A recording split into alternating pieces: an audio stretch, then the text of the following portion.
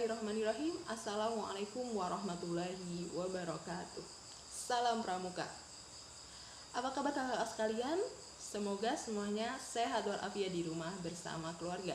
Amin amin ya robbal alamin. Perkenalkan, nama saya Nida Nurun Nabila. Saya dari kelompok 16 Regu Dahlia. Di sini saya akan menjelaskan tentang postur ideal seorang pembina sebagai tugas dari KMD 2021 yang diadakan oleh Pusdika Cabang Jombang. Yang pertama adalah definisi seorang pembina. Nah, kira-kira ada yang tahu nggak sih apa itu definisi dari seorang pembina?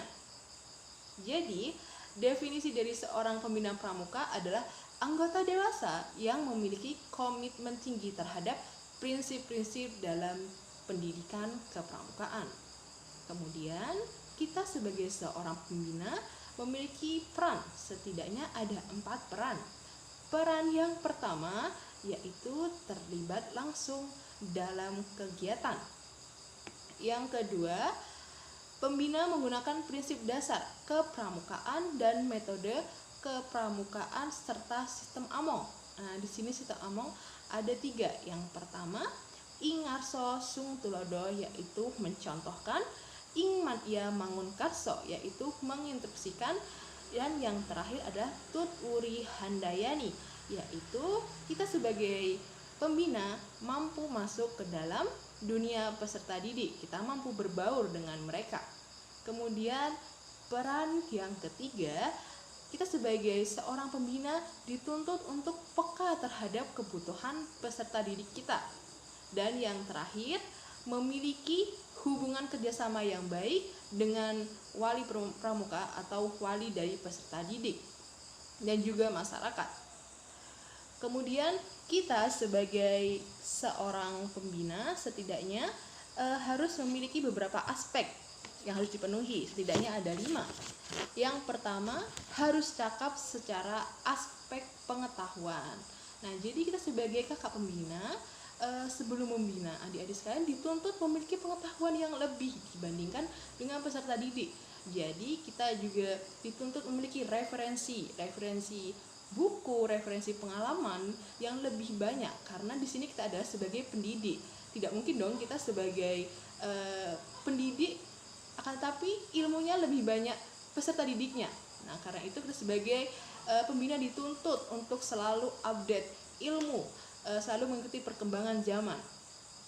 Karena teknologi pengetahuan saat ini selalu berkembang.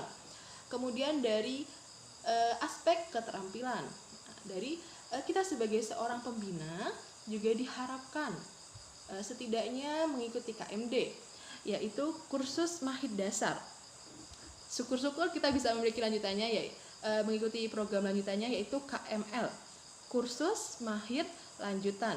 Kemudian juga KPD, yaitu kursus pelatih dasar, dan ada lanjutannya pula yaitu KPL, kursus pelatih lanjut dan seterusnya.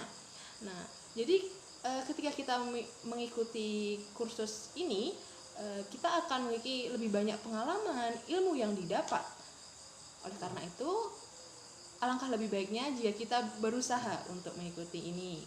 Kemudian dari aspek emosional, kita sebagai pembina dituntut untuk memiliki keyakinan yang kuat terhadap Tuhannya.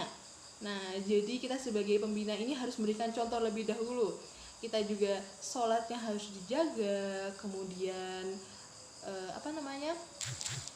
tingkah laku kita kepada masyarakat, kepada orang tua. Nah, secara emosional diharapkannya semakin bertambahnya umur, ini emosional kita juga bertambah tingkat kematangannya.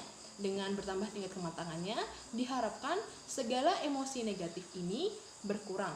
Jadi kita mampu mengontrol emosi negatif. Kemudian dari aspek penampilan, nah kita sebagai seorang pembina nih wajib banget harus rapi pakaiannya. Gak bisa dong kita sebagai pembina pakaiannya acak-acakan. Kalau pembinanya saja acak-acakan, apalagi peserta didiknya nih. Karena kita di sini sebagai role model, jadi kita harus menampilkan yang terbaik. Kemudian juga selain rapi juga penampilannya sopan. Nah, jadi pakaiannya jangan yang mepet-mepet, yang terlalu membentuk badan. Nah, itu juga sebenarnya kurang sopan. Kemudian juga pakaian yang mencerminkan sikap yang baik. Nah, jadi secara kerudung, secara pakaian, secara rok, nah itu juga harus bersih, itu juga wajib banget. Masa sebagai kakak pembina bajunya kucel, itu tidak pantas. Kemudian dari aspek sosial. Nah, di sini kita sebagai seorang pembina harus memiliki kepekaan terhadap kebutuhan peserta didik kita. Jadi mereka butuhnya apa, kita harus sedia. Mereka kira-kira butuh wawasan ini, jadi kita harus menyiapkan materi terlebih dahulu sebelum mereka bertanya. Nah, sebagai seorang pembina di sini kita juga harus memiliki kedewasaan. Nah, kedewasaan ini tidak hanya dari segi umur, nah tapi dari segi pengalaman. Karena di sini umur tidak menjamin bahwa sosok itu dewasa. Karena banyak juga yang secara umur dia sudah lumayan banyak, akan tapi bertingkahnya kurang bisa mengontrol gitu, kurang bisa mengontrol emosi negatif. Ada mungkin disindir dia sudah sakit hati, mentalnya lemah. Nah, itu juga tidak mencerminkan kedewasaan. Jadi dimaksud dewasa di sini adalah dewasa secara umur, iya, dan dewasa secara jiwa, pengalaman. Jadi secara pengalaman dia lebih baik, kemudian secara emosional juga dia mampu mengontrol. Nah, itu penjelasan kami terkait postur pembina. Semoga bermanfaat untuk kakak-kakak sekalian. Sampai jumpa di lain waktu. Wassalamualaikum warahmatullahi wabarakatuh.